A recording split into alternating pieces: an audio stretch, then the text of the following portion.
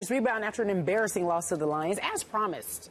That one, Jay Cutler saying, excuse me, your boy, Aaron Rodgers saying relax. So, Stephen A., what were you thinking picking Jay Cutler in the Bears? Two things. First of all, what I was thinking was that Aaron Rodgers hasn't had much help outside of Jordy Nelson because Randall Cobb and the other receivers weren't getting open, and Eddie Lacy and James Starks and those boys wasn't running the football effectively.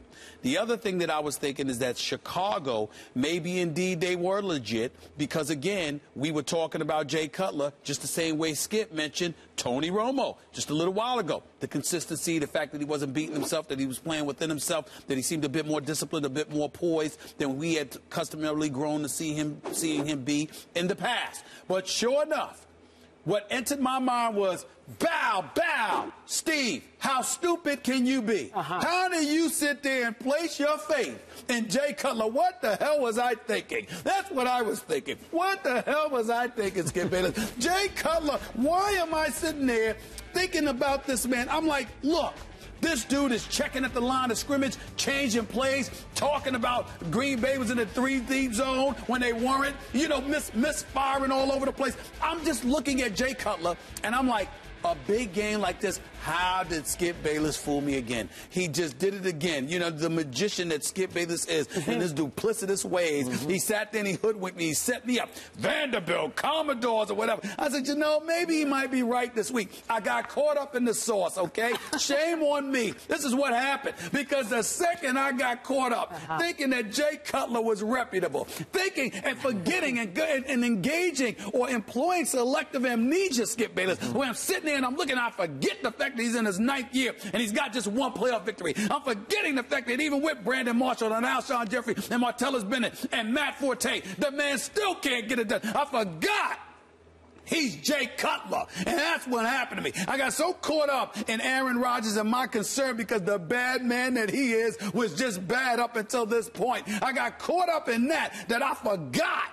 who he was playing against. I'm just thinking about Aaron Rodgers and Green Bay. One thinking about the opponent, totally forgot. You know what? It is Chicago. It is Jay Cutler. It's right. Everybody's expecting the Chicago Bears to step up and produce. I forgot, Skip Bayless, that we were talking about Jay Cutler here. Silly me. Shame on me. I'd slap myself harder, but I don't want some of my powder to fall off my face. That's what I would do, Skip Bayless, because it's just a bit. You got powder on your face? Your skin looks great. Yeah, I wouldn't have known. Stop lying. We wouldn't have known. All three of us in the makeup room. Stop it, all right? Not you. I would not. I do not look this good on my own. I do not look this good. I need all the help that I can get. Look, I know I ain't the most attractive brother in the world. I'm just smooth. But the point that I'm trying to make to you is that in the end, what it comes down to, Skip Bayless, is that you hoodwinked me.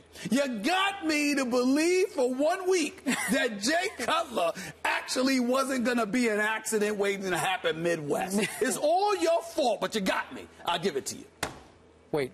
Who did I pick to win this game? That's not the point. Oh, that's not the point. That's not the point. No, because I picked the bad man that is Aaron Rodgers. Haven't you picked against the Cowboys, hoping they would win? I don't pick the game. I don't pick the game. Stop it. I don't pick. I haven't picked one since the opener. Really? I picked Dallas to win the opener, and they lost. I said, I'm out. But I'm standing by my prediction they will win the NFC. You do it because you don't want to jinx them. Yeah. Just like that's what you said. Not going on here. You set me up.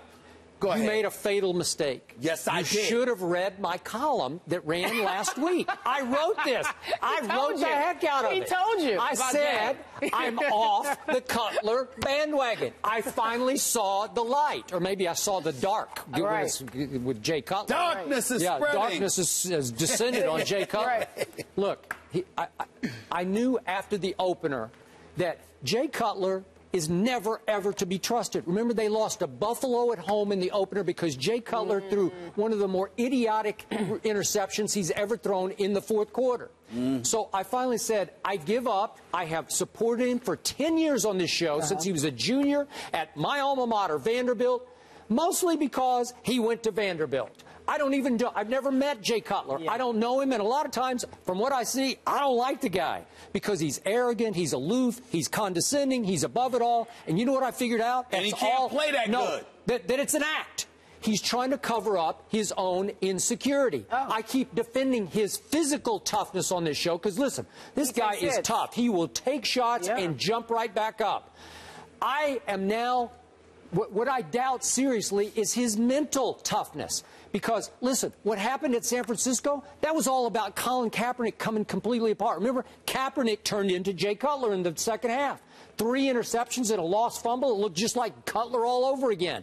Cutler threw 4 short touchdown passes, and all of a sudden he had his first signature win. It was by default. So yesterday I'm thinking, the Packers are just better than the Bears. Aaron Rodgers is going to do what Aaron Rodgers usually does against the Bears, and so is Jay Cutler against the Packers. What is he now, like 1-8 against them? And he's awful. Deontay, 1-8 or 1-9? 1-9, I think it is. But he's just been terrible against that team. They have his number because he knows in his head, after he plays a good first half and throws a couple of sweet balls and everybody says, wow, then he starts throwing whoa passes or, oh, whoa, our Bear fans passes. Because Stephen A., in the third quarter alone, he should have had 3 picks. They couldn't hang on to one of them, but he had 2. That's the ball game. He threw the game away in the third quarter. And Aaron Rodgers said, thank you very much. I will cash those in. Boom, boom. Yeah. And the game was over in the third quarter. Here's the thing about Jay Cutler. You see that rifle arm that this guy has? Physically speaking, he has all the talent in the world. Well, we've said that for 10 years. But here's the thing. Never does he come up more short than when he is opposed against an elite quarterback.